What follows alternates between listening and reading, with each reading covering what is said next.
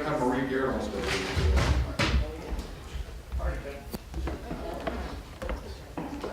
Be careful over there. Thank you for coming to our fourth and final town hall of the year. My goal as mayor to ensure we have proper communication with our citizens, and part of that was having quarterly town hall meetings. And so that's what we're doing. This is the fourth one. Next year we'll start up again probably in February, March, and have the same cycle again. Also, just to remind folks that Mondays with the mayor, I've had several meetings today with folks, are still in effect. So if you ever have any questions or concerns that you want to address directly with your mayor, come on down to City Hall, call Daniel, the clerk, and he will set up a time for you anywhere from 2:30 to 4 or 5 o'clock on any Monday. So you can come in and meet and tell me I'm doing good or give me a tongue lashing. But also I'd like to introduce Mike Jacobs. State Representative Mike Jacobs is here. He's our, I think he's our lone elected official from beyond the city council, I believe. Is anybody else here from the CAB or anybody? All right. And I'm going to be brief on my opening remarks because I'm going to talk about the accomplishments Brookhaven has had during its first year. I know many of you, or all of you, should have gotten the newsletter we sent out last week, kind of detailing the accomplishments in our first year. What we see is very strong accomplishments. So I won't bore you with all those details, because there was some detail from some of the council members as well about some of these things. But of course, we started up our first-class police department. We've gotten a lot of great comments from folks. Like I said before, stopping in grocery stores and to tell us we appreciate the police presence. I've never seen so many police. A couple of people said we've never seen so many police, not in necessarily a positive way. But there are I know I can speak for all of us when I say that the support from the community that the police department has received is not unnoticed and it's not unappreciated. Our chief has really relayed stories that he and other police officers have never been in a situation where they've received so much positive community support and such friendliness from the citizens. So that speaks highly of you, the citizens of Brookhaven. Next year, we're going to have a study about 911, whether the city would be it would be advisable for us to take over the 911 system, because I know the chief is working on 3-minute response times for any call within the city. And the one variable we do not control is how our police get the 911 call. We're still going through DeKalb County, so a call can be routed through DeKalb County, and our police could be waiting on go, or it could be 20 minutes before they actually receive the dispatch from DeKalb County. So that's an issue where we want to make sure that our police, when they say they want a 3-minute response time, we probably need to give them the tools and to enable them to do that. So we're going to study that next year. Also, we have issued hundreds of building permits for single-family homes and for additions to single-family homes in Brookhaven. That's a lot higher than any of us anticipated. And as a result, we've had some strains within the community development department because of that high volume. But recently, in the past month or so, we have started evaluating the needs, and Susan has been very good about telling us what her needs are for the community development department. And we've added some staff. We're going to be adding some staff. We've got contracted some outside vendors to kind of come in and help us audit our maps that we adopted from DeKalb County to make sure that they're true and accurate. The problem is some of the information we got from DeKalb County is not backed up by historical data or files. In some cases, files of 20 years are missing in DeKalb County, and we've got to have records to kind of match what our map said with what the history behind how that map got there. So that's one thing we've been working on. I've appointed a task force to review the procedures with the community development department, make sure we're doing the best thing, have the best practices we can have. We have enough staff to get out there and do inspections and enforce code and whatnot.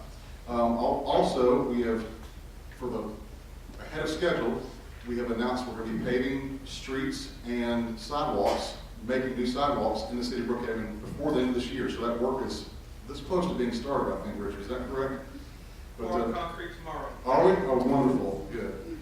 I had a bet with a council member about that. Didn't think it would happen, but I'm glad we're pouring concrete tomorrow. But paving, we didn't imagine when we first started this off in December and January that we would have any funds or any time to do any street paving this year. So it wasn't even on our radar until Marie's good work on getting our budget in line and saving us money with millions of dollars with a lot of these vendors' contracts. We were able to fund paving this year ahead of schedule and construction of sidewalks this year ahead of schedule. So that's a pretty big accomplishment itself. Anything else you want to talk about, maybe any of y'all, about things that we've done or that covered? I just want to point out that tomorrow we're going to finalize the budget, which we've been having hearings on, and it's been posted on the web. I'm pretty pleased with the fact that our revenues came in, stronger even than the feasibility study recommended. So, that certainly was good news because we were kind of working in such an unknown area with no historical figures really to go on. So that was great news for the city. I'm really excited about the fact that we put $3 million towards improving our parks next year, a couple of $1 million towards repaving our somewhat dilapidated roads. And to me, that's really what people wanted when we voted for a city. We're going to be launching our comprehensive plan, and which is our master plan for the community, as well as the master parks plan and the master transportation plans as well. So I hope you will get involved in those, watch for public meetings, because that's really where we set out our vision and our strategy and our master plan for what we want Brookhaven to look like. You will be hearing me talk about a little project that I'm going to introduce and get behind, and that's cherry trees. I hope you all like cherry trees as much as I do, but I'm hoping that we can plant a lot of cherry trees in our city, in our parks, and along some of our roadways and right-of-ways, and hopefully in the not-too-distant future we might even celebrate a big cherry blossom festival. I think it will be, Brookhaven is already so beautiful, and I think it will just be an added attraction to our city, and even bring visitors as well, that we can enjoy the economic benefits of that as well. What is the name of those trees you want? Is there, the scientific name? You told me one time. There's a particular cherry tree that I've been looking at called the autumnalis cherry tree. It's the one that they planted on the Hammond Half Diamond entrance. The PCID has planted orchards at all the entrances to the cities off of a perimeter. And this one has not one but 2 blooming seasons. And it's also more drought resistant and disease resistant than a traditional cherry tree is. So it's a very hardy tree, and it's got 2 blooming seasons. So it's like 2 trees for the price of 1. There you go. 2 festivals. That's watching the budget. Down here. Great. My name is Bates Madison, representing District 3, and I can't believe that Jay left out all the good meat of what we're going to be doing in this 2014 year, and I get the opportunity to really tout some of the planning that we're going to be starting on in 2014. We have a total of 4 plans that we're embarking upon. Our comprehensive plan, which takes a look at our city on street by street, parcel by parcel. It is the state required comprehensive plan for, I believe, a 5-year projection. 20 years out, we're going to be looking at this. So we're going to need a lot of civic engagement. It's an opportunity for people to get involved with the city and talk about their wishes for the next 20 years. We also have launched or put out an RFP for our Parks and Recreation Plan. That's a big part of why the city was created. We get a chance to look at all of our parks, all 13 parks. We even have some green space opportunities in Brookhaven to maybe expand that number. But we have a chance as citizens to talk about what we want in our parks, cleaning them up, making them more useful, and that's going to be a tremendous opportunity. We also are embarking with our putting out an RFP for our traffic and transportation plan. So we all know in Atlanta we've got traffic here. That is an inevitable realization if you live in Atlanta, but we can manage it as best as possible. So we'll be inviting in all of these cases consultants to assist us in developing smart plans for smart growth in the city of Brookhaven. We have a 4th plan that I'm going to let Joe tell you a little bit about. Okay, well, thank you. Apologies for my tardiness. I'm always trying to improve what I do, so I said, what can I do to make my tardiness better? I think we came up with an answer. I'll let you talk about that, because I was stuck at City Hall as we got in late working on the budget. My fault. Oh, sorry. So I think I have a resolution to that. I'll let you announce that one, all right? I'll take it away from you. But as a representative for the 4th District, some of the pertinent comments locally. Working with the group here with Marie, we're looking at bringing about our first park. We don't have a park in the 4th District. And one of them, hopefully, will be a pocket park, which would be a nice little statement in the community. But secondly, we're doing what hopefully be a very major undertaking in the North Fork Peachtree Creek area, trying to make a park that will be a real statement for the city of Brookhaven, and the intent will be to tie that in with the development. So we're working with people from Atlanta on this. We're working internally. We'll make it part of the transportation plan. There's apparently sizable amounts of money that are available for grants that we hope to be able to access. So it'll be a very, very, very positive statement. And there's more coming down the road from that. We have a very active community group spearheaded by Betsy Edgars. She didn't like no, but I want to thank her for her participation. That's crucial to this. We need a tax-exempt organization to help support us in our effort. The second thing I want to make a comment on is that your council is getting much more involved in their thought and their strategies and how to approach and try to improve the educational system in the city of Brookhaven. As you know, that's the DeKalb County School Board responsibility, and they have total say over it. But we're trying to leverage what we have as far as a city and a voice to do more to have an impact on that, as far as our involvement in participating with schools at every level we can, and making sure that we involve the leadership. In particular, it will be the DeKalb County School Board CEO Michael Thurman, in a very collaborative effort with Lee May, who is the DeKalb County CEO, and Brookhaven, and invited them in to expand on their effort to be a collaborative organization, to have a candid conversation with stakeholders in the educational system here in Brookhaven. So I'm hoping to do that first quarter of next year with assistance here from council. And we're looking to do things that might allow us to have a financial foothold in some of the things that go on. So we have skin in the game on this. One of them I mentioned last time and we're still pursuing would be to do a land share grant between the city of Brookhaven and Cross Keys High School, where we get the right to use the land on the weekend as a park and then can make improvements in their property. So we'll have a financial stake, so it makes our voice a little louder. Plus we can make much needed improvements to a facility that has been underdeveloped and underfinanced for 2 decades. Okay, the third is there'll be an announcement coming out hopefully very soon.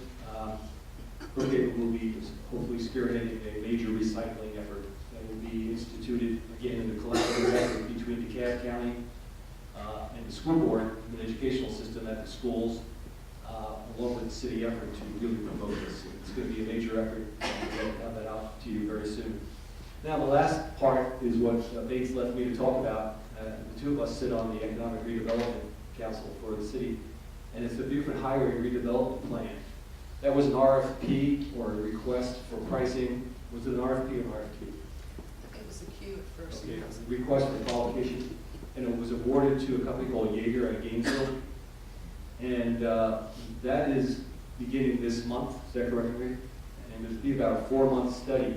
Now, this is significant because it's a significant part of what we're doing in the redevelopment. Beaufort Highway, as you've heard us describe before, is what we consider to be our diamond in the rough. There's so much opportunity there, and the emphasis will be to bring about businesses that are consistent with what the opportunities are. This is what Yeager is going to help identify. Be many aspects. They're going to go up, right up and down, and provide us with some very detailed information. We'd like to do what we can to help enhance employment, bring businesses in. We're going to be looking at creating an opportunity zone along Beaufort Highway, which will go significantly, hopefully beyond that.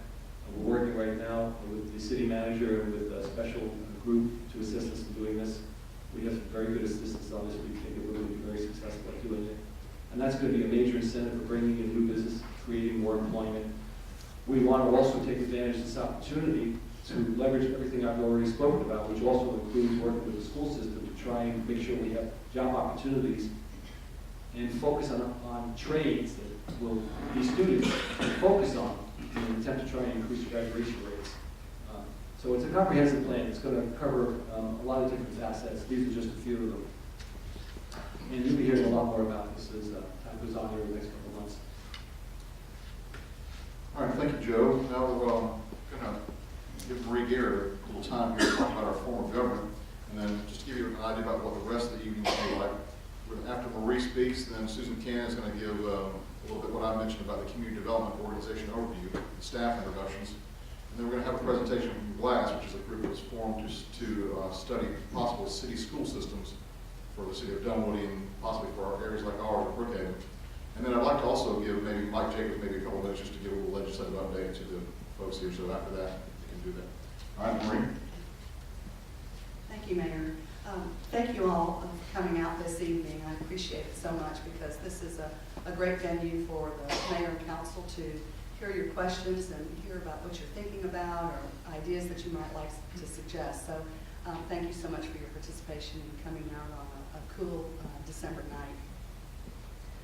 The city of Brookhaven, as you all know, is about to celebrate its first birthday, and its origin and the creation was that made out of a charter, which the General Assembly approved and passed as an act for the city. And as Brookhaven being the newest city in the state of Georgia, it has some similarities to its sister cities that are brand new and some are 7 and 8 years old. And a little bit different than what I would call the traditional cities or those cities that are 100 years and older in the state of Georgia. For Brookhaven, the charter is very clear. You know, it sets forth its form of government, which is a city manager form of government, and that is a city manager form of government is a professionally run government where professional staff and manager is appointed by the mayor, and the council confirms that appointment. In that position, the city manager is responsible for the day-to-day operations, carrying out the mission of the mayor and council, carrying out the directives of the mayor and council with the help of staff. And I'm going to just divert just for a moment because I want to introduce you to the staff as I explain a little bit more about the function of this particular government. Tonight you're going to hear more from Susan Cannon. When I call your name, if you just stand up, please. So many citizens know you, but those that are here for the first time, I'd like them to get acquainted not only with you, but with your face. So Susan Cannon serves as our Community Development Director.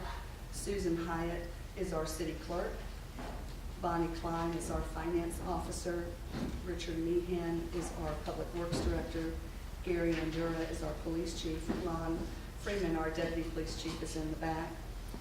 And we also have with us Daniel Schultheis, who is our IT Director, and Dana Johnson, who is with our Communications Department. Our newest recruit and department head, who is not yet here but will be here tomorrow and tomorrow evening at our council meeting, is Ray Holloway, who will serve as our Parks and Recreation Director. And he will start on January the 13th of next year. So we're very excited about having him on board.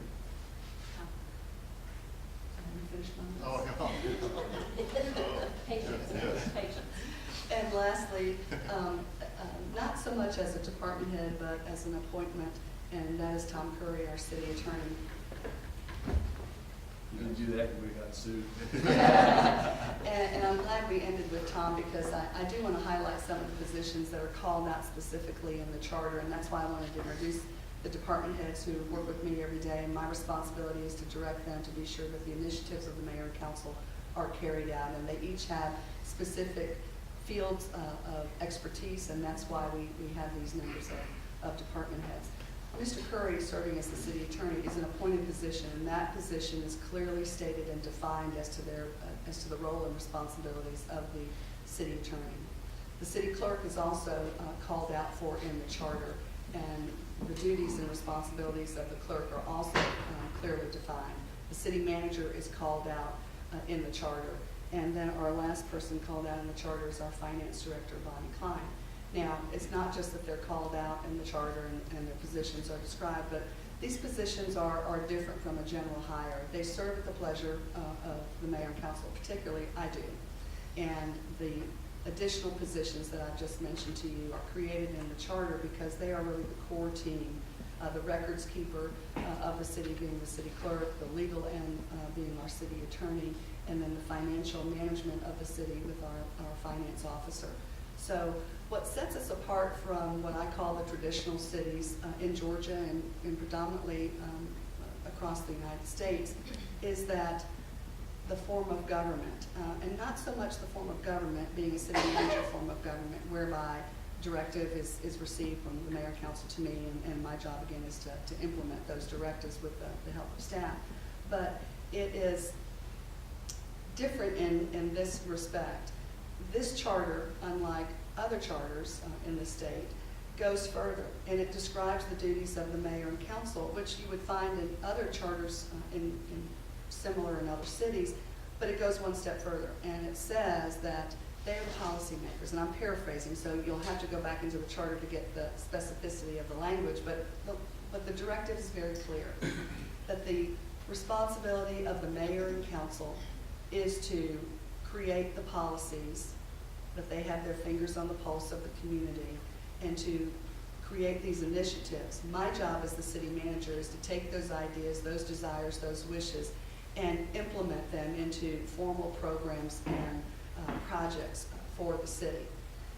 The charter goes further, and this was and I want to call it an anomaly, and it was almost like some of the members of the legislature that were creating the new Sandy Springs and Johns Creek and the city of Milton, whereby some of them had served as mayors in their previous careers. Well, gee, if we could create a city, what would it be like, and what could we have if we had all of our wishes? And one of those wishes was that the council and the mayor would specifically focus on policy and initiatives, whereby that they would not, and this charter for Brookhaven is very clear, that they would not interfere, and that is and I am reciting that verbatim, that they would not interfere with the day-to-day operations of the city.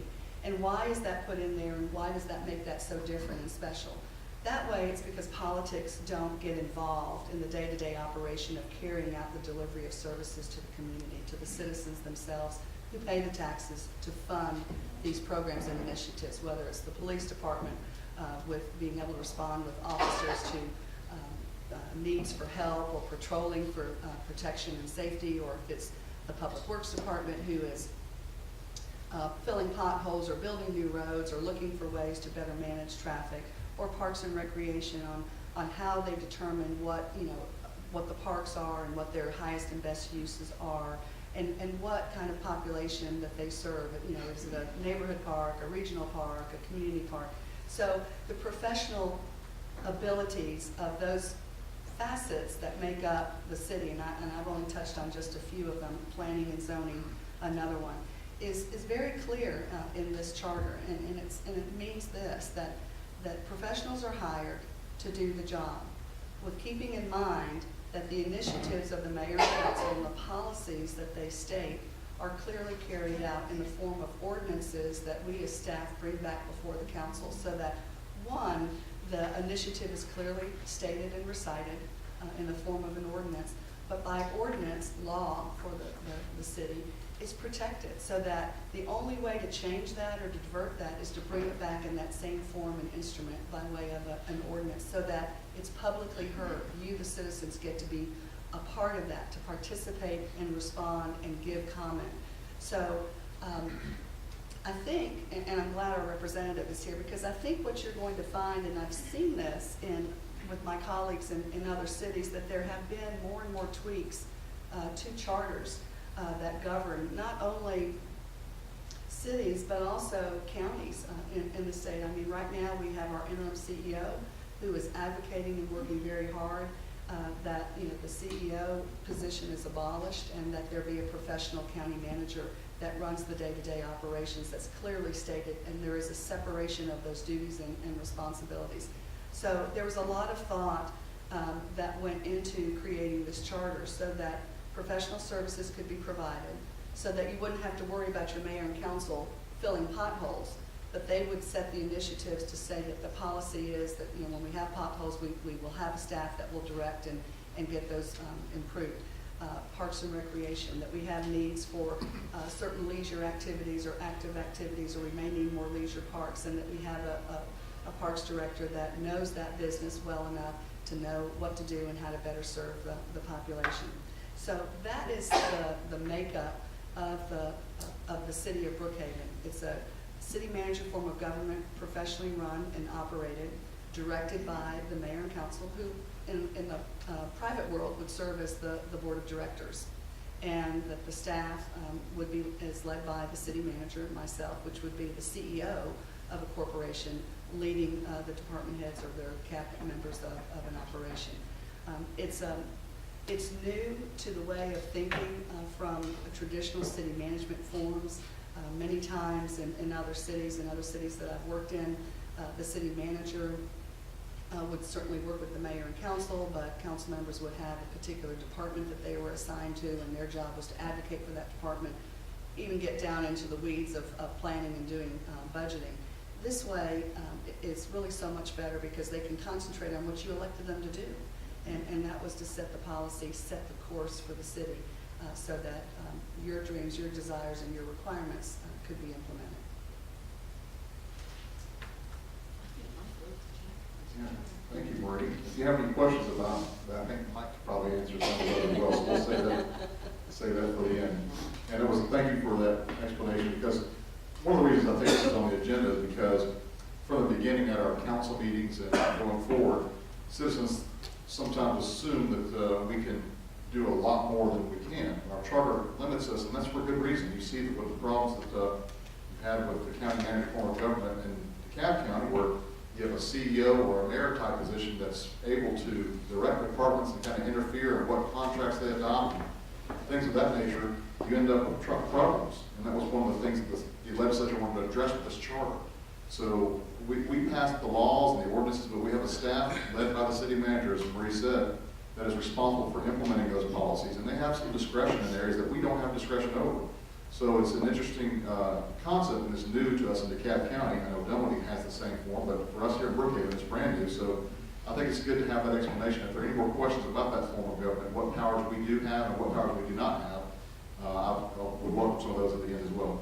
So we'll go from that to Susan Cannon, who's going to give us the Community Development Organization overview and the staff introductions.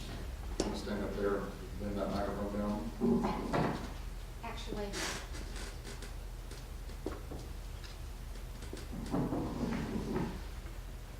You want to take it out of it? sure.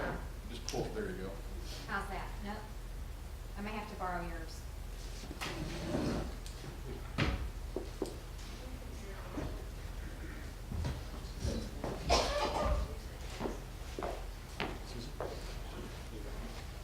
Thank you. Well, thank you, Ms. Garrett and Mayor and Council, and I'm sorry that my back is to you. I am Susan Cannon. I'm the Director of the Community Development Department. The Community Development Department consists of planning, zoning, code enforcement, land development, building permitting, and we also work hand in hand with public works. Tonight I do have here with me Ben Song, who is our planning and zoning manager. Ben, please stand up.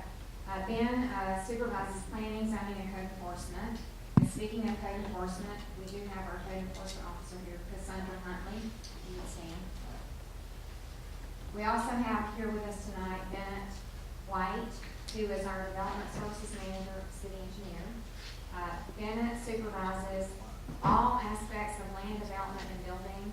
He oversees land development, building, and he works hand in hand with public works. Vance Hines is here tonight. He's our chief building official.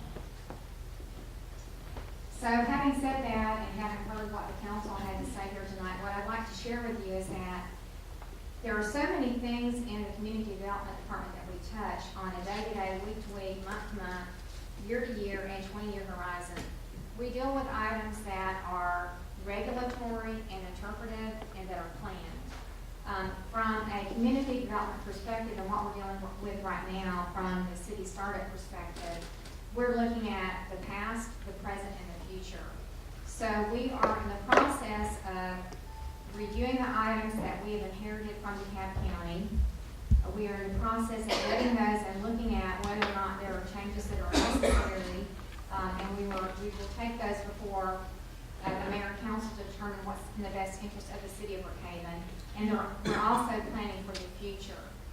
You heard the council members mention that we are undertaking the comprehensive plan, the land use plan, the transportation plan, and the Beaufort Highway improvement plan.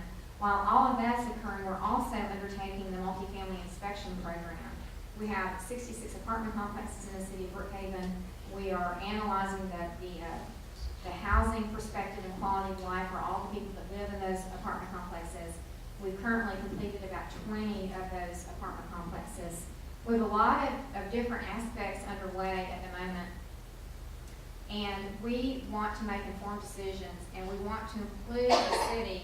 This is your city, and we're here to implement what you need for your city.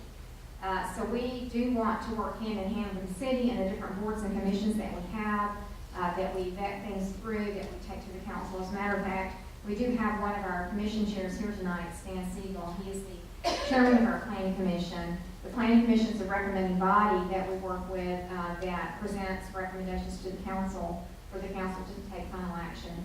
We also work directly with the zoning board of appeals, which is a quasi-judicial board. Any decision made by the board of zoning appeals, if it is appealed, it goes straight to Superior Court. We're also in the process of formulating a construction board of appeals for those items that need to have a vetting process from a building perspective. And let me go back and say that with Ben and Bennett and Vince, we do have experience from personnel who have all worked in startup situations. We understand what it takes to do a startup. I guess I would say that the challenge with Brookhaven is that you are in a building boom. You're a great city of 49,500 people, 12 square miles. You have a lot of engagement from the community, which is a great, wonderful thing that we all want to embrace. We have to rely on the citizens to be the eyes and ears where we can't be the eyes and ears. And we want to have your input, because without your input, we can't make it better. And our goal is to make things better for Brookhaven, and that's what we're here to do. That's kind of the overview of the Community Development Department, and I'll turn it back over to the mayor.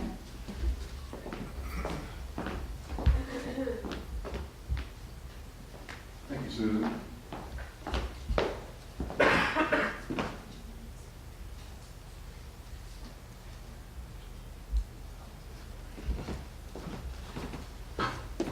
Also, I just want to let you know about, Susan, you came on in February, is that correct?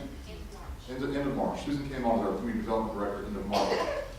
And when we, in the heady days when we were first starting out back in 1 year ago tomorrow, we had the Governor's Commission, which went through all the vendor RFPs to decide which vendors would be best fit for the city of Brookhaven. And we had a list of 2 to 3 for each department, for public works, for community development, and code enforcement, things of that nature. And so we had a limited list, limited time. We adopted a contract from a vendor. That vendor was with the city up until, I think, October, end of October this year. And now, Susan Cannon has had the opportunity to start building the staff the way she sees it fit, the way she wants it. So she sort of inherited a vendor, trying to work out kinks with that. She's come to build her own department. I think that's happened within the last month or so, that she's been able to get the people that she can depend on and trust in her in place, so that she can make the community development department run the way that she knows how it needs to be run. So I just wanted to point that out as well, is that Susan came on in March. She's got her department in place now, and we look forward to see great things from your department in the future. And with that, just a quick explanation as well on the city makeup of employees versus vendors. Because if we're a startup in the first year, because there is no time for on-the-job training, the number of employees or persons that we're working and are working with the city of Brookhaven are vendors. And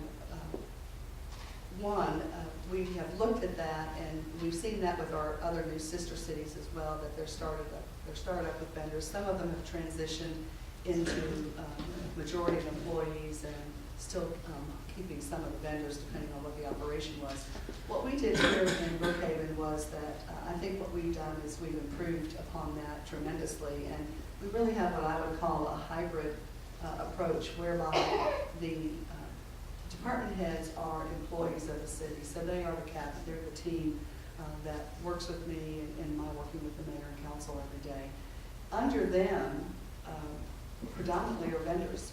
And the ability that that provides to us is that when we are impacted with a particular need, whether it's an increase in building permits or activity in the construction field, or there's a need for a special project, we can go up and down with the vendors and ramp them up to be able to focus in on a particular project that may have a very short time frame. And then when that project is completed, then we ramp back down. So I think what we have compared to all the other new cities, I think we really have the best of all worlds. We do have a very thin layer of employees, majority still vendor oriented, but it does enable us to better respond to the needs of the community as well as to the requirements of the mayor and council. Thank you. That's something that Marie said this has been done. Well, it's a work in progress. It's still in place. We're still working on this. I just pointed out with Susan. So it is Sandy Springs started off with one single vendor administering all the services for the city. Then Dunwoody came into being, and they kind of broke up their contracts into separate vendors. Well, what we've taken as a step further is to have city employees manage, like Marie said, the vendor contracts. And I think I'm excited about this because it hasn't been done anywhere else, as far as I know, in the state or the country. It hasn't. And we think it's going to be the most effective way. It's a hybrid blend of city employees who have the interests of the city first, not necessarily the profit motive. I don't begrudge the profit motive, but their duty is to you, the citizens, and to the city of Brookhaven. And I think that's a great way to manage things. And we're just started building this system this year, and still going on, and we'll probably build some more next year. But I look forward to, in the next 2 or 3 years, our city being a model for how things can work. We've got some kinks to work out, we've got some things we've got to work on, but for the most part, I'm thrilled the way things are going, and I think most citizens are as well. Do you have any comments about that? I'd like to comment. It adds consistency to our government, because if you have a vendor who's a key player in the management team, if that vendor for some reason should be asked to leave the team, then that leaves a very big void. So by taking this act of having an employee be the head of that department and then having the vendors underneath, it adds a lot of consistency to what we're able to do over a period of time. We have the freedom to make moves below without affecting what we're doing from a strategy standpoint and having that critical input. I think that's a very, very important consideration. What separates us from everybody else, which makes us the hybrid type of government, and it's working very well. I mean, I talk to my peers in other cities, and they recognize what we're doing and acknowledge it. All right. Thank you, Susan. And any questions about anything you have on this, we're going to take out the Q&A portion at the end, so save your questions, write them down, get to them in just a few minutes. The last presentation is Erica here? Yep. Okay, if you want to bring them on. Sure. I'm excited about this next presentation. GLASS is an acronym for Georgians for Local School System. I'll let them explain that, but they're going to talk about possibilities of school choice around the state of Georgia. Thank you, Bates. We appreciate being here. We had a meet and greet here in Brookhaven last week, and Councilman Madison was there to meet with GLASS, and as well as some other members from the Brookhaven Chamber of Commerce were there, and some of the citizens. And we had an opportunity to speak with them, and after talking with Bates, he kindly offered the opportunity for us to come here tonight and speak to y'all. I'd also like to thank Mayor Davis for having us here, and also thank our co-sponsor of HR 46, Representative Mike Jacobs, who's sitting here. We appreciate greatly what you are doing for education in Georgia, so thank you. I am Erica Harris. I am co-chair for GLASS. GLASS stands for Georgians for Local Area School Systems. With me I have Cheryl Jacobs and Hayward Westcott, and they are also board members on GLASS. We're just going to have a brief conversation tonight, and hopefully what we're going to do in the very near future is organize a larger community event where we'll give a formal presentation using the PowerPoint method for GLASS. But brief history on the Georgia Constitution. Education in the United States of America, and in particular public education in Georgia, is newer. Right around the late 1800s is when public education was formally put into the Constitution. There was really no formal organization behind it other than they said we need to have it. Fast forward to 1945, In the 1930s, Georgia struggled greatly with finances for education. Again, there wasn't a lot of consistency. There were tons of small schoolhouses that were considered school districts. They were not financed at all or greatly underfinanced. There were districts of different sizes, and what we saw was a great inequity in education.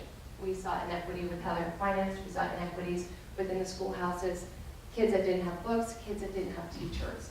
So in 1945, the Georgia Constitution had an amendment where they consolidated school districts and they put a cap on school districts. They said no more school districts could be created. Fast forward to 1976. In 1976, the Georgia legislature realized that there was a problem with a freeze on school districts because there were a lot of school districts out there that were so small they were incapable of sustaining themselves. So in 1976, they allowed in the Constitution for school districts to consolidate. What was not addressed in this constitutional amendment was that school districts could also get too large. And so today, 2013, we're faced with a problem with the way our Constitution was written, where school districts cannot deconsolidate. If they have hit a max number of students where they are incapable of meeting the individual learning needs of those students, they cannot break into smaller school districts to much more effectively educate those kids. And so GLASS steps in, and our hopes is to amend the Constitution to allow for the deconsolidation of districts that have grown so large that they are not capable of providing a full and high-quality education to those kids to meet their individual needs. I think I'm going to pass it over to Sherman, which is going to talk to you a little bit about how we hope to do this.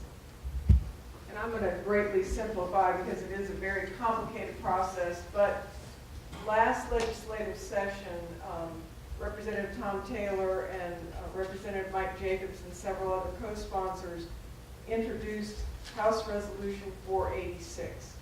And 486, the basic language, which you can look it up, but essentially proposes an amendment to the Georgia Constitution authorizing municipalities that were created since January 1st, 2005 to create their own local area school systems or independent school systems. There are 16 cities, don't ask me to name all 16, but there are 16, and also the new cities or contiguous cities to the new city. So 16 cities meet that definition, some of which are Brookhaven, Dunwoody, Peachtree Corners, Chamblee, Johns Creek, Palmetto, and there's a couple that I'm forgetting offhand. But anyway, you get the idea. There's a group of cities that meet that requirement. As Erica said, it is called deconsolidation, forming of these local area school systems, which is the opposite of consolidation, which Erica had described.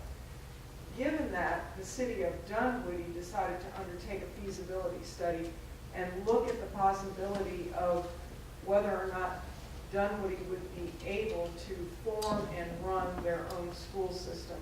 And you can get a copy of the feasibility study by going online to the City of Dunwoody website and clicking the link.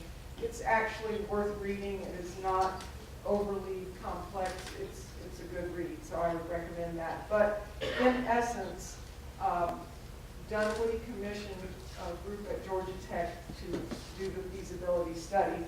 Short version is it is feasible. So I'm just going to give you some highlights because without a PowerPoint it's a little hard to digest all of it. But comparing, for instance, a Dunwoody school system with the existing DeKalb system, the Dunwoody school system would be about 6,000 students compared to DeKalb of over 97,000. Dunwoody school system would consist of essentially the Dunwoody High School cluster. That would be Dunwoody High School, Chamblee Middle, and then the 5 elementary schools, Peachtree Middle. My daughter's in Chamblee. and Peachtree Middle and the 5 elementary schools. By comparison, DeKalb has 136 schools, 21 high schools. The annual budget projected for the city of Dunwoody schools would be $48 million. The projected, or the budget for DeKalb schools is $864 million. And contained in the feasibility study was a projection of a $30 million plus surplus for that school system. Now, going back to 486, where all this kind of melds in together, is the timeline.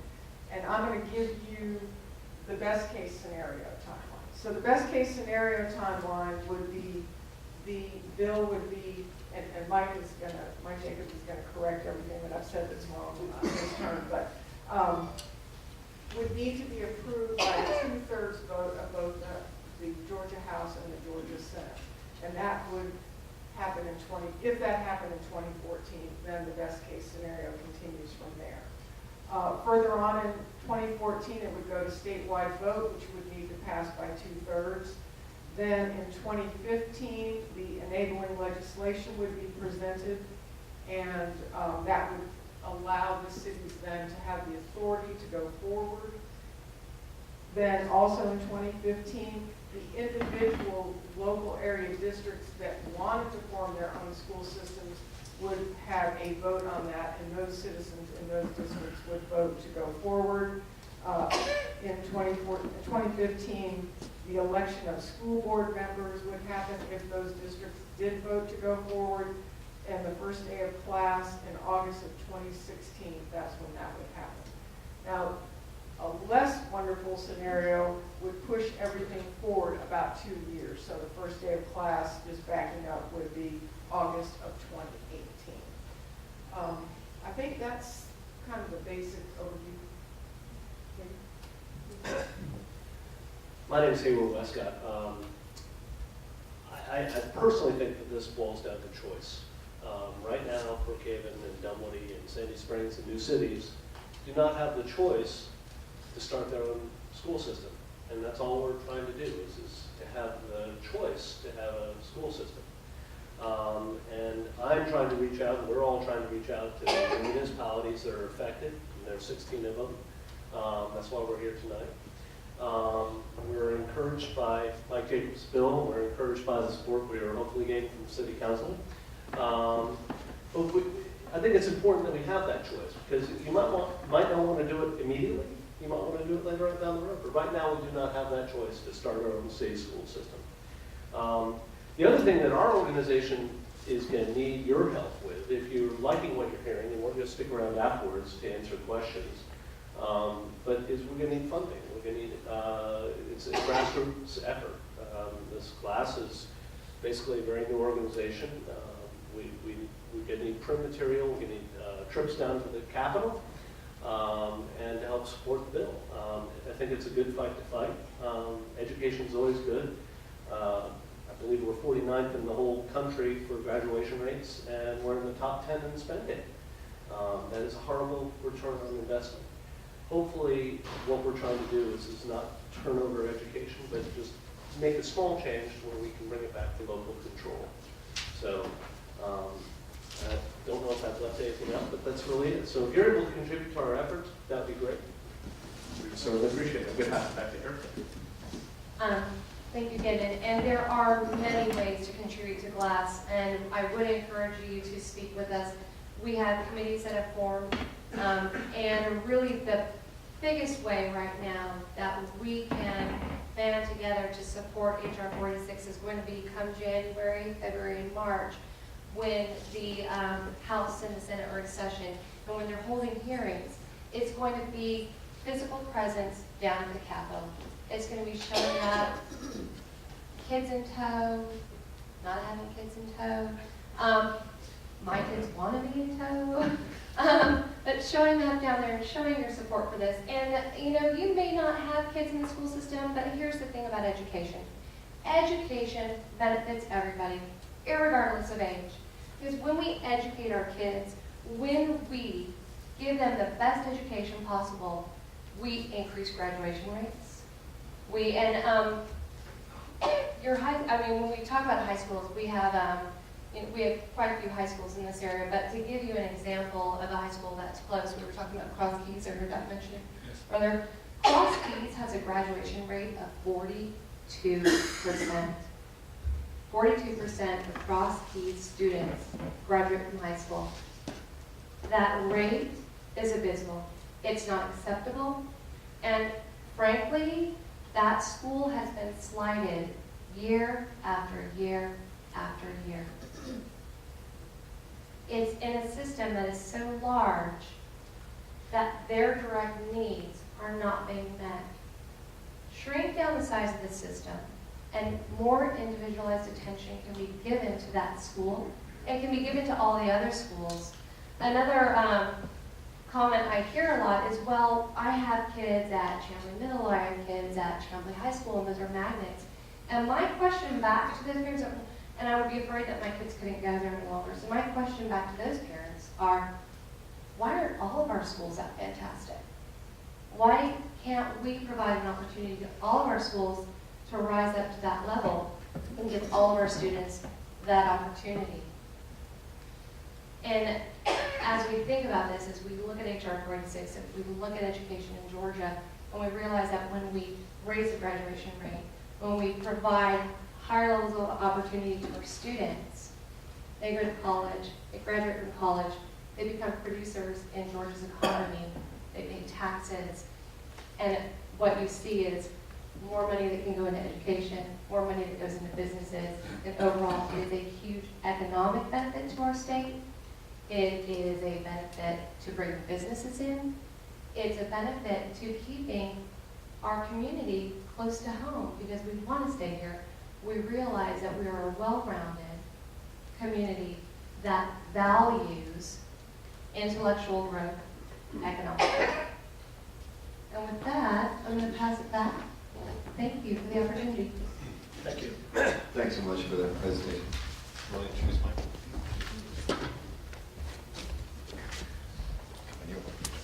Tomorrow night on our agenda, we have a resolution that we intend to pass in support of House Bill 486, lending our support from the city of Brookhaven for this bill. So we're excited about that.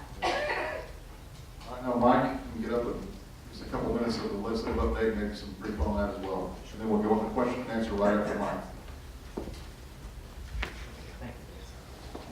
Well, good evening, everyone. I'm Mike Jacobs. I represent the 80th House District, which includes most of Brookhaven, except for a portion of Ashby Park and Drew Valley. I should first of all state that, you know, where we are today compared to where we were toward the beginning of the year is in a number of areas. It's really a night and day improvement. And I'll let the city officials talk about the city issues. This is actually my first meeting that I have attended with the entire city council. I've been very careful to not meddle in city policy issues. And so even though I played a significant role in the creation of the city of Brookhaven, have not attended a single city council meeting personally, and will continue to not meddle in the affairs of the city. But there are three areas that the state has been involved in where I want to talk about some remarkable progress, or at least progress that needed to be made that has been made. One of them is with our school system. We were on the brink of accreditation loss toward the end of 2012. Governor Deal stepped in and did what he needed to do, and that was removing our school board and replacing them, all the members who were newly elected at the time. And I have to say, what he did was masterful.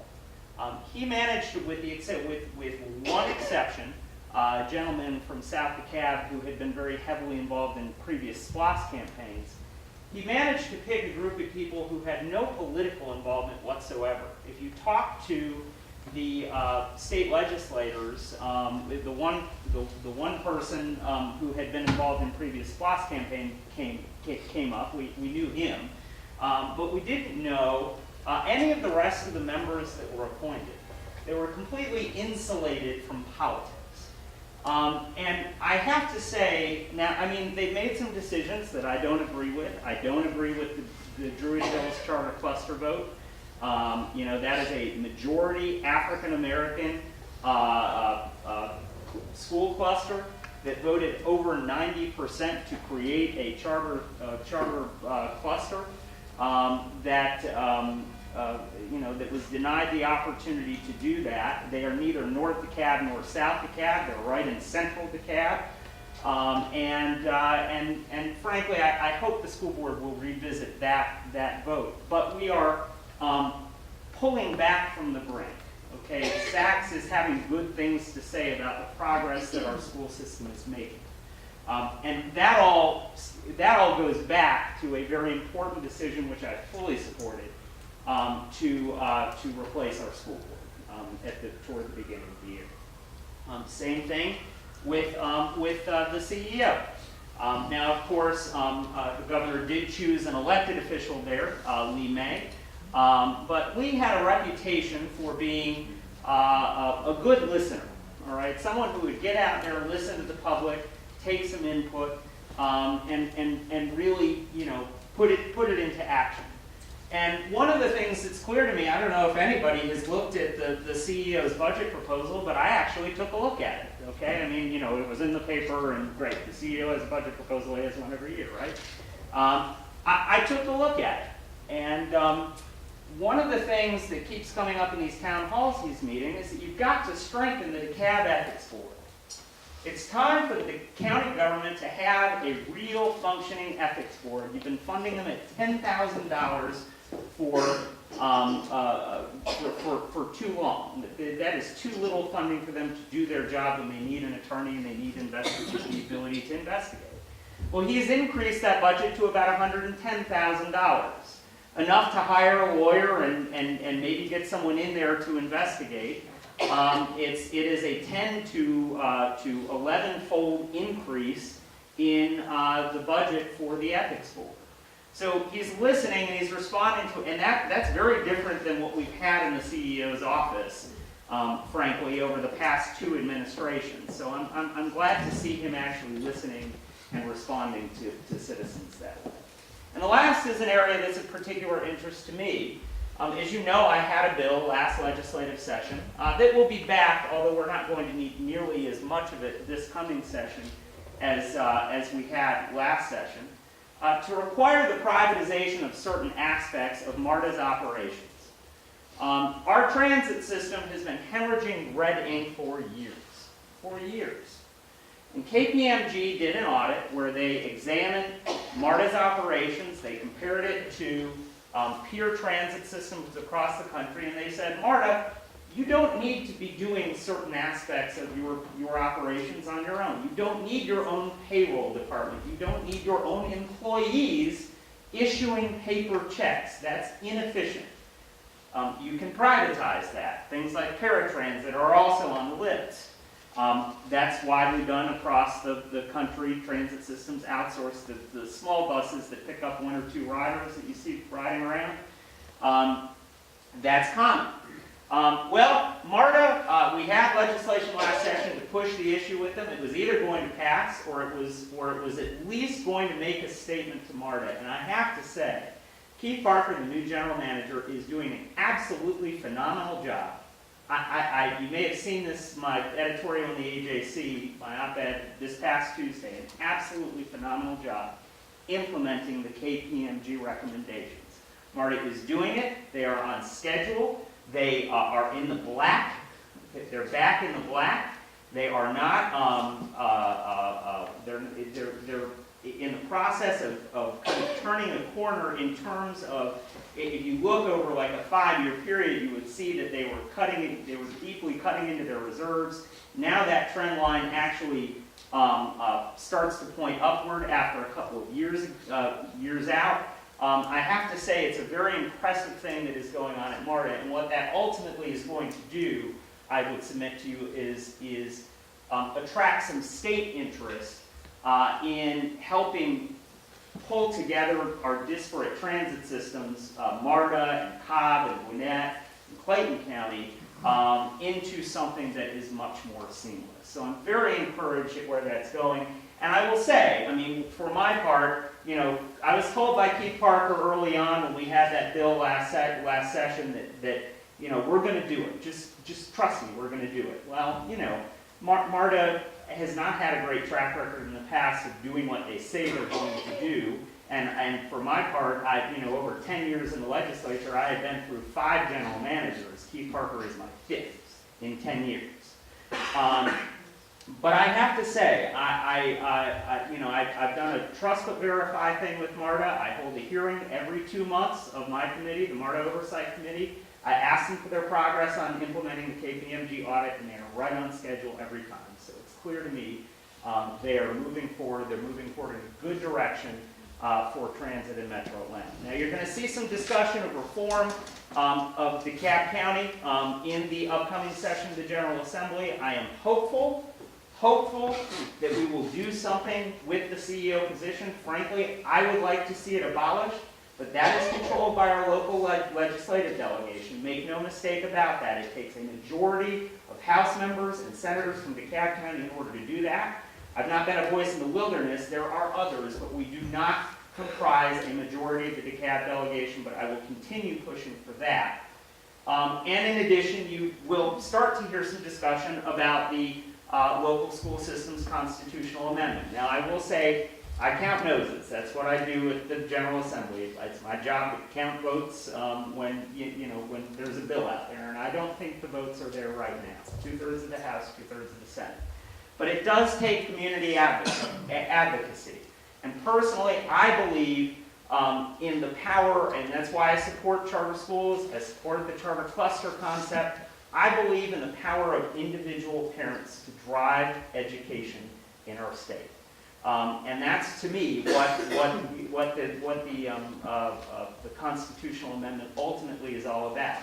We need those individual parents to come down to the General Assembly and help my colleagues understand why the proposal is important. And it is open, the way it's written, and I worked very closely with Tom Taylor to make this a reality, because at the time, we were just talking about city school systems. And I said, well, wouldn't it be nice if we could explore the possibility of bringing Dunwoody, Brookhaven, a couple neighboring cities. Nobody ever talks about Doraville, but maybe we ought to talk about Doraville too. Okay, bring Dunwoody, Chamblee, and Doraville, the Dunwoody cluster, the Chamblee cluster, the Cross Keys cluster, all together. I will say this: localized school systems with Title I schools, city school systems in Georgia do a lot better than the big school systems do, and we can do a lot better with something that is more localized. So I fully believe in the constitutional amendment, but make no mistake about it, it is an uphill battle and we need your voices. Thank you very much.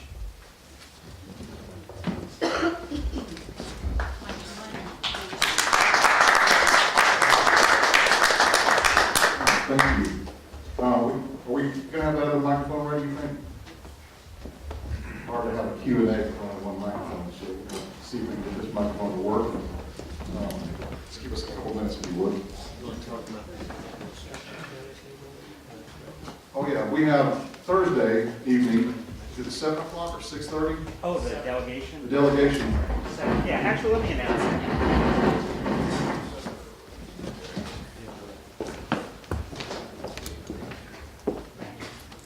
Yeah, I should announce this both to the crowd here and to everyone out in TV land, and I do appreciate the work you do, Trey, with the Brookhaven Post. The county legislature, this is your opportunity to get out there and tell my colleagues, for example, that you would like to see the CEO position abolished. If that's what you believe, like I believe, then my colleagues need to hear it so we can get to a majority. The county legislative delegation is coming here to Brookhaven, all the House members and senators from DeKalb County, 7 p.m. this Thursday at the Brookhaven Municipal Courtroom where the City Council meets down off of Beaufort Highway. So Thursday, 7 p.m., we hope to see you there. Thank you, Mr. Chairman. Thank you. Do any of these work? These 3 inputs? Are the levels up back there while you're testing? Yeah, the first one is really, really, that's good. Okay. Just give us one more minute here. Rach, you want to stall for me? Oh, yeah, birthday celebration tomorrow night. Town Brookhaven, this is 7 o'clock, is that right? 7 o'clock. Bring a can of food if you'd like to come. We'll be recognizing the volunteers and the folks who have helped build this city. And so that's going to be tomorrow night at Town Brookhaven. At that birthday celebration, actually on Wednesday we'll be having a separate event at 7 p.m. Is that correct? So we'll be doing a Christmas tree lighting in our living tree that was planted. It's a evergreen fir tree. Will we have Santa there this year? Yes, so Santa has been confirmed that he will be arriving for the children. He's made time in his busy schedule to bring the kids along. And one of the fun things that we'll be doing at that event is burying a time capsule. We're going to bury a time capsule for 25 years. So I highly encourage all the citizens to spread the word about things that they would like to bury in a time capsule. There's some great suggestions on the city's website, brookhavenga.gov. But things such as, we have in the back of the room, there's a bottle of wine that was donated by Sherlock's. I've been told that we might have some difficulty storing that, that we don't want to have breakage over the 25 years and ruin all the things we put in the time capsule. But businesses in the area that want to donate stuff, we're thankful to have them. Ideas for citizens are one of the things that my kids will be doing is writing a letter about what they believe Brookhaven will be in 25 years. In 25 years from now, I hope to come back and see what Brookhaven has become and read those stories. My kids will probably, have their own children at that point, and I think it'll be a great way to reflect upon the progress Brookhaven's made. Also, pictures of your house, pictures of your street, pictures, streetscapes, anything would be great. And I think it's a pretty big time capsule. Large box size, so feel free to contribute.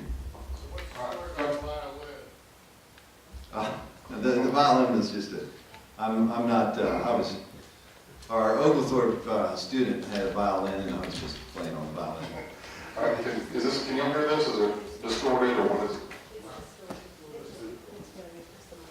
What do you use this?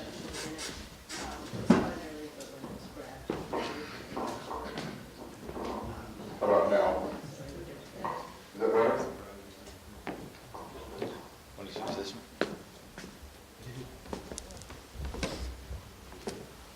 Maybe if you just turn it down a little bit. I think this is fine. And just please nobody grab the mic, just kind of stand around it if you would. And we'll try to get through this. Sorry about this, I didn't expect this, but we'll make sure this never happens again.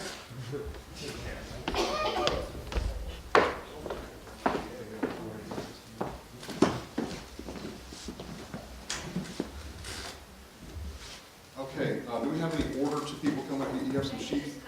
Okay, I so. had one turn in, we're Okay. going to return it to her. Okay. All right, if you have any questions about anything that was discussed tonight, or anything in the past you want to talk about, please come on down and just, if you would, state your name and your neighborhood, and we'll go from there. And if we have any problems with the audio, I'll do the Mike Douglas thing that Kim Gochi's so good about. Bring the mic down. Okay, so my name is Michelle Gillespie. A little closer. A little closer? There you go, Is perfect. that okay?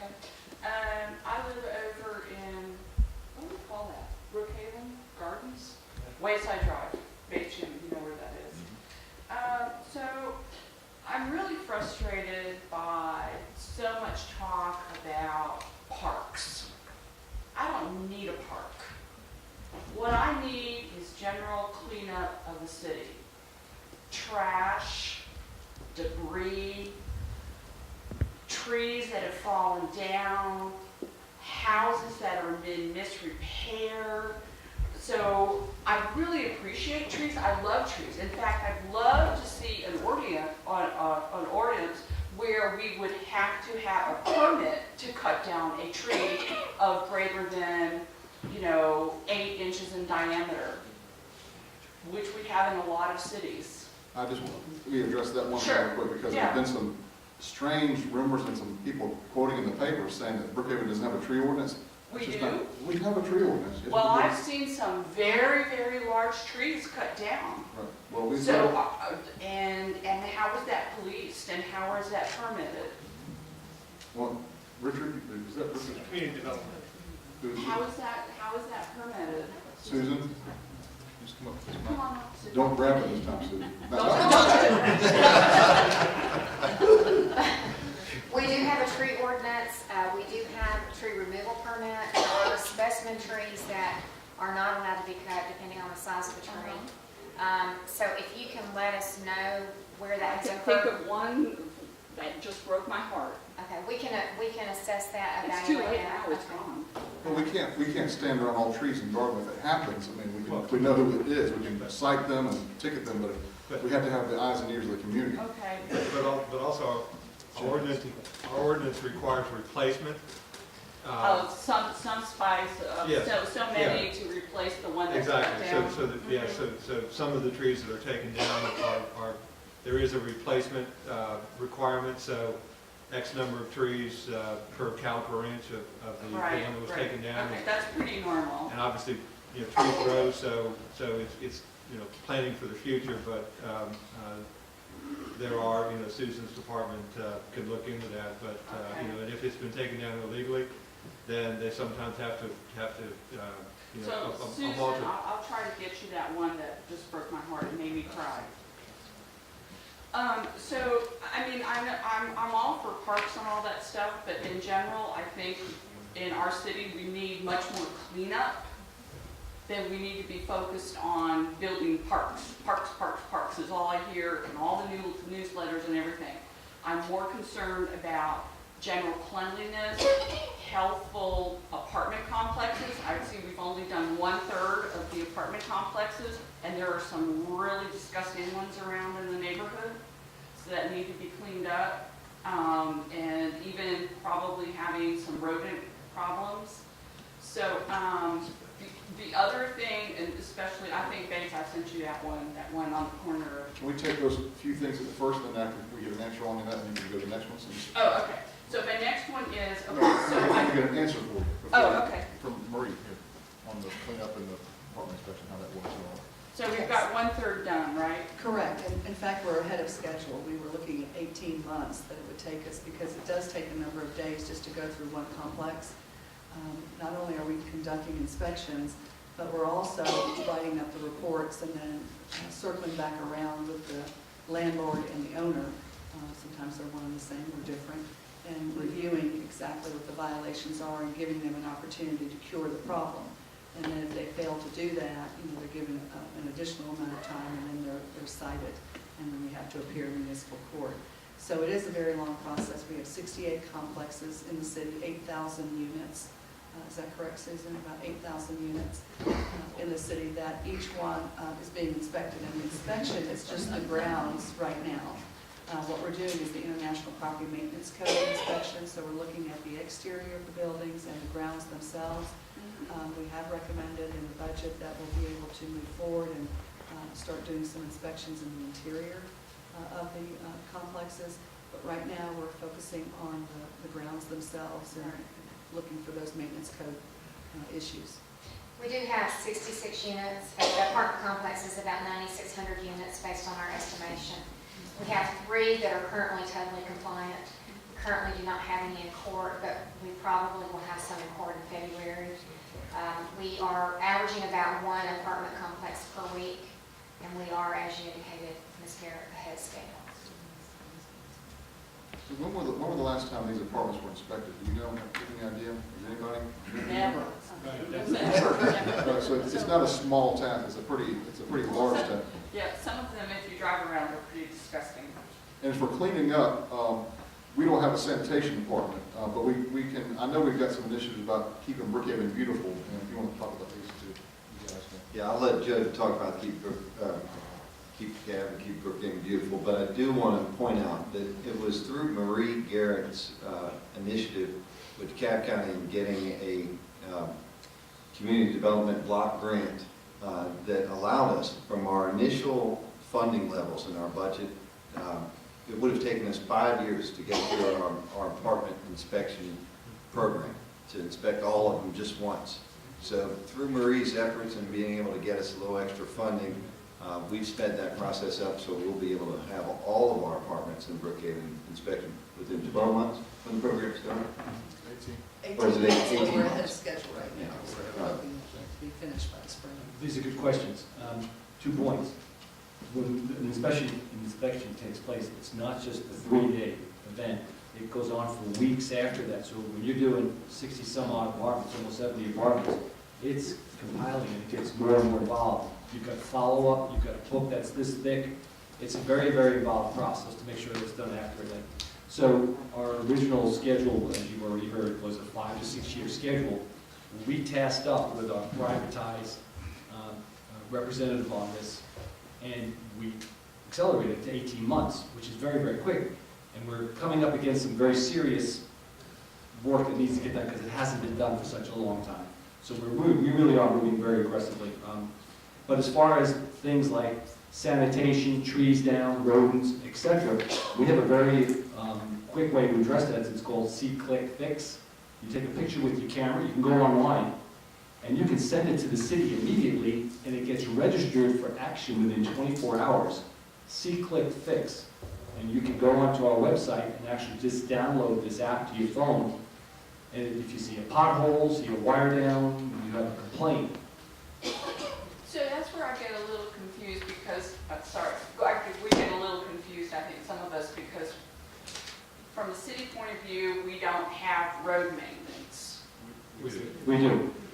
We do? I thought we didn't have road maintenance. We do. Oh, boy, you're gonna get a list.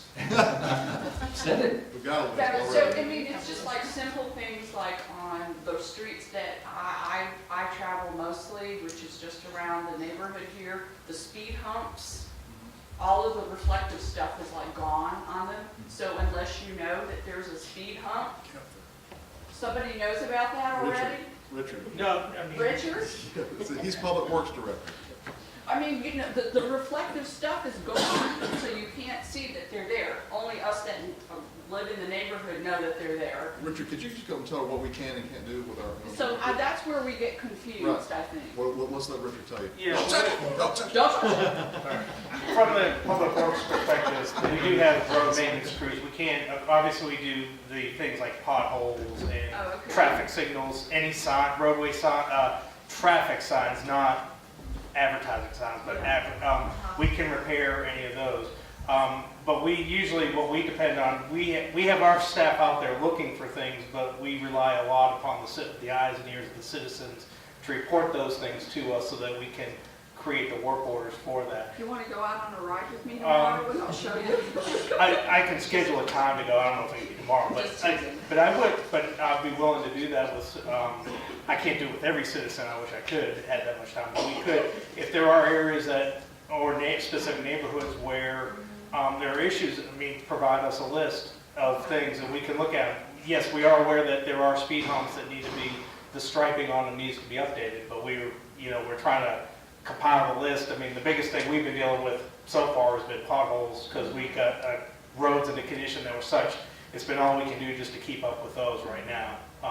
But we also do in certain areas of the city where, for most of the city, when it comes to like grass in the landscaping along the roadways, that's another area.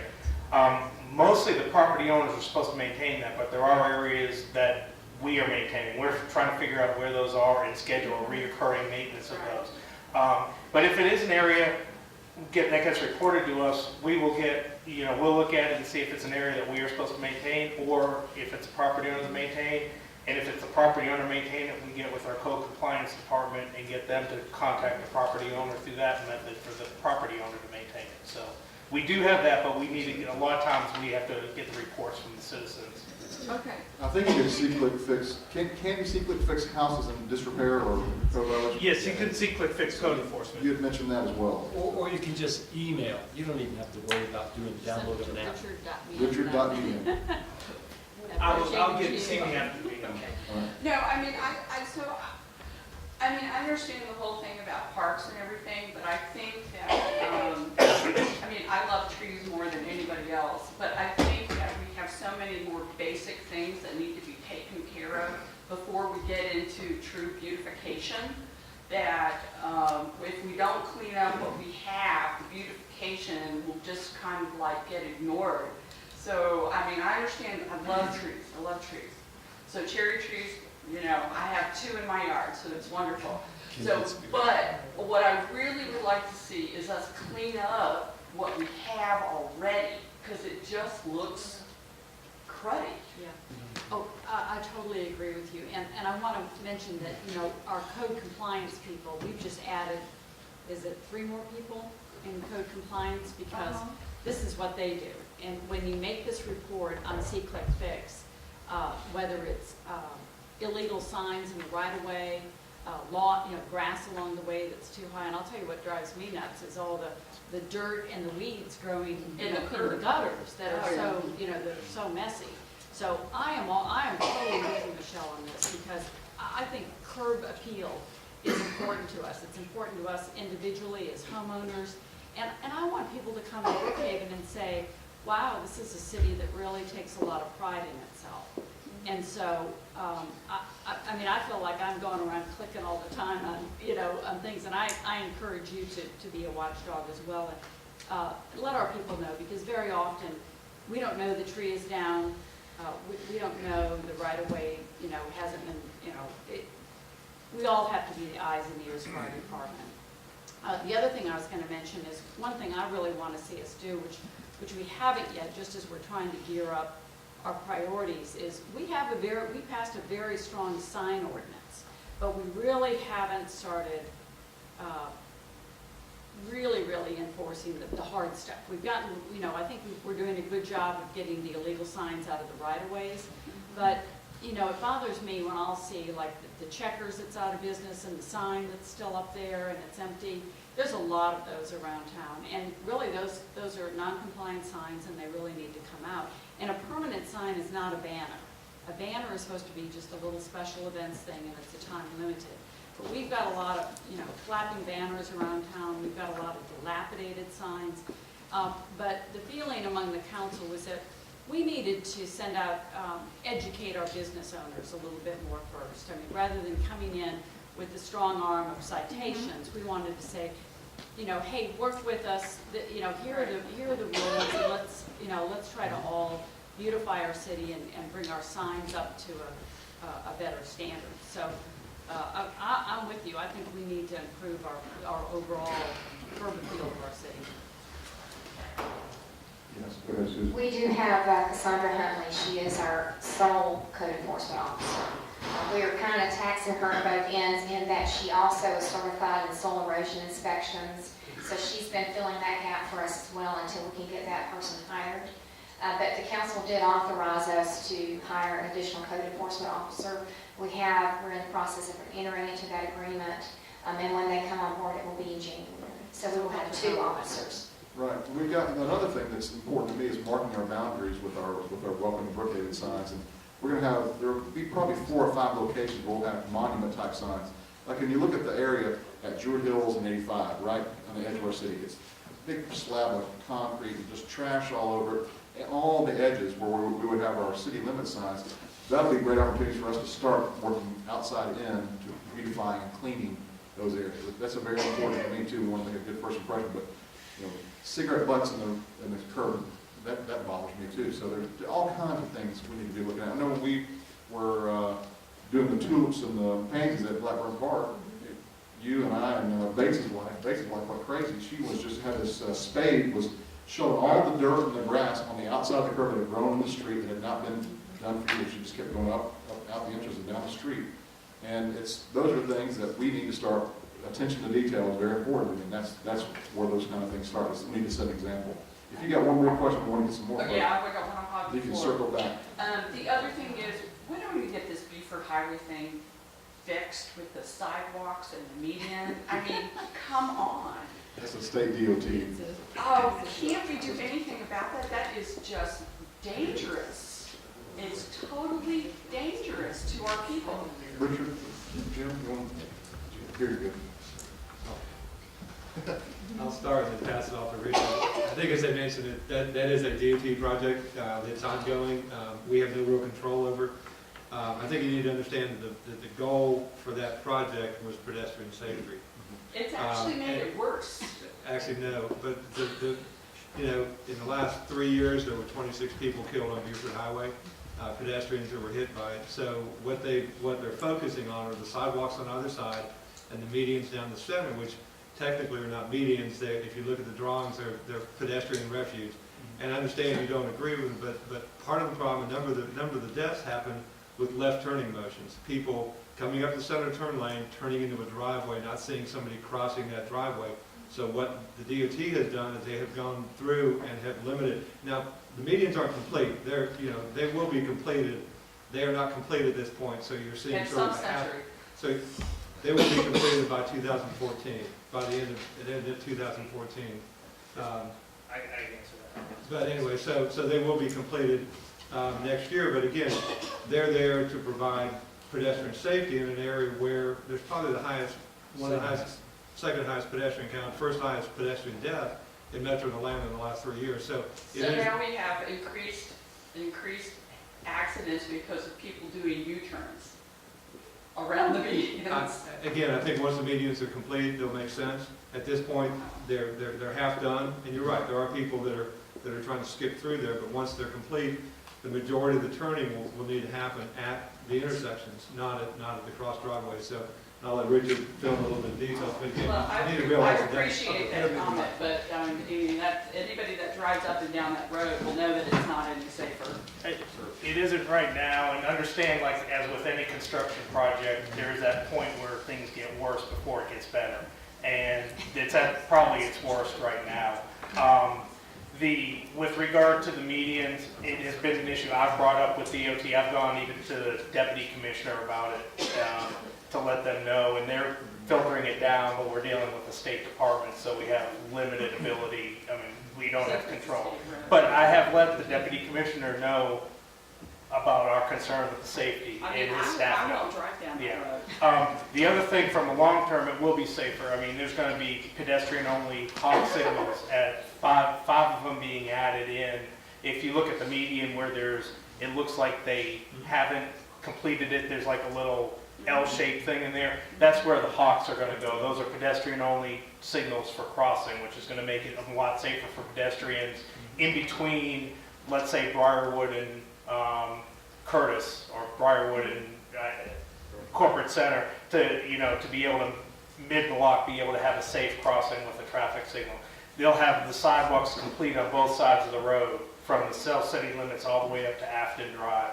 So in the end, it will be a lot safer. Right now, their schedule, it was a 24-month construction schedule, so it's scheduled to be completed, 100% completed in April of 2015 is the end date. So we got about a little bit over another year of dealing with this, but like I said, it's a state DOT project. We're letting them know of our concerns where we have them about safety during construction or things that come up during construction.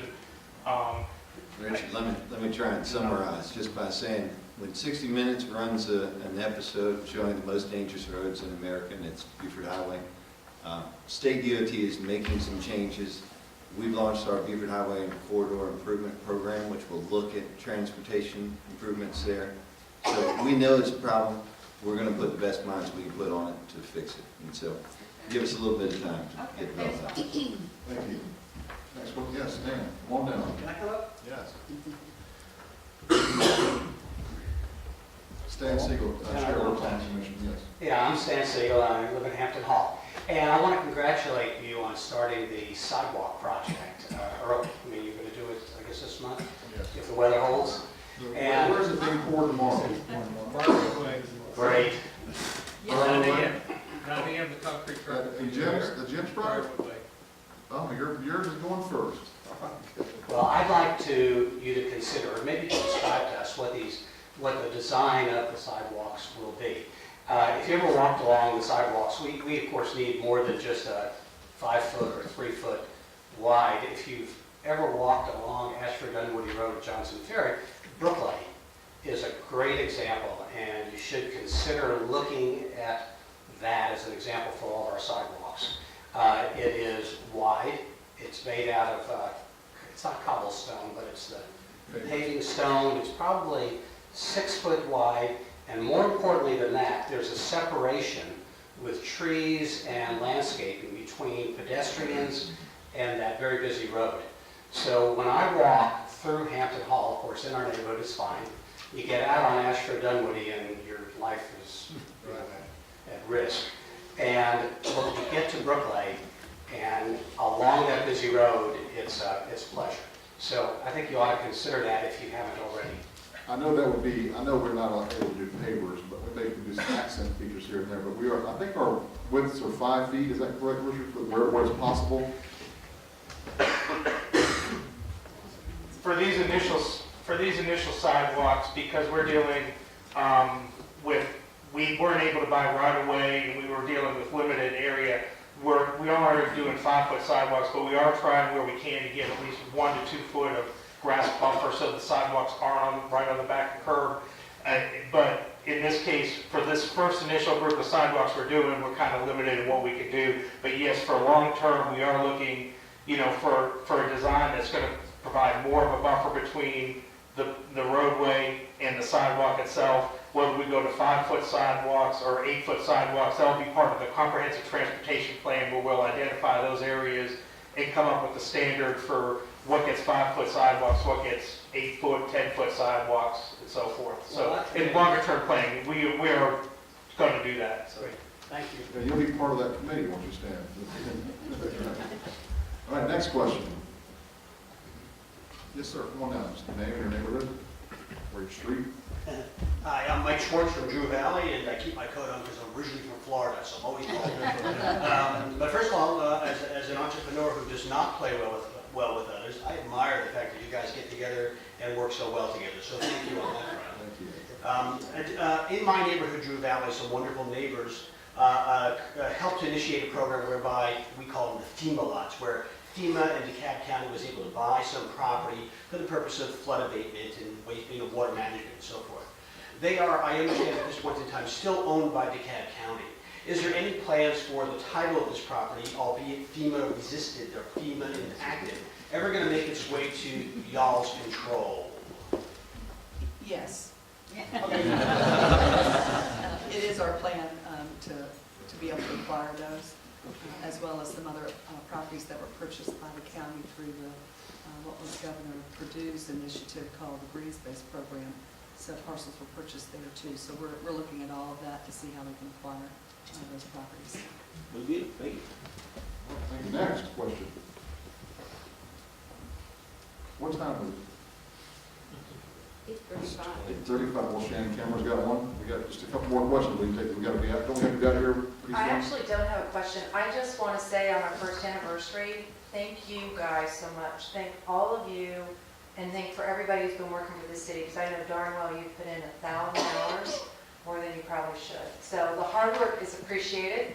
I know we've had some challenges, but we're going to as a startup, and I just want you to know there's a lot of us who really do appreciate all the time.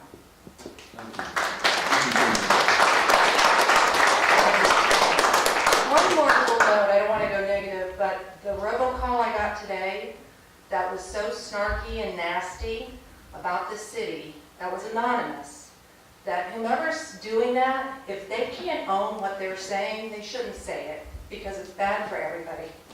Thank you. I didn't get that robo. I think my voicemail's all jacked up on my phone from all the robocalls, but I didn't get that one, thank goodness.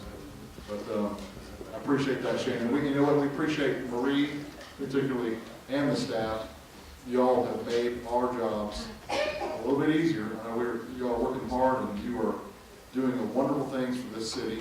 And we get compliments all the time. We go to the grocery stores, we go out to the park, and people I've never met or didn't think I'd met will come up and grab my arm and tell me how great things are. Just like I said about the police department, it's not just that, but the excitement about how our millage rate is a $500,000 below the cap, or how they're excited about what's coming with the parks, or the parks improvement plans, or just dealings they may have had with city staff. I mean, you always get people who are going to write about things, and legitimately so on some things, so that's something you expect. But I would tell you, the vast majority of folks who contact me or come and talk to me are impressed with the way things are going in the city and the way their interactions with staff. So thank you, staff, as well. And thank you, citizens, for coming here and being interested. And I see some faces I've seen at every town hall, so that's always good to hear. And thank you, Trey, for being at everything and getting us on camera. Trey with the Brookhaven Post. And we all visit the Brookhaven Post. I know that. Next question. Any more questions? We can do one more, I think. Anybody have anything? All right. Well, thank you very much. Well, hopefully you can come tomorrow night to the council meeting tomorrow afternoon and to the celebration and at Town Brookhaven, and then Wednesday to the burying of the time capsule. And please get your submissions in if you haven't already. And Sam, thank you very much for coming. Appreciate it.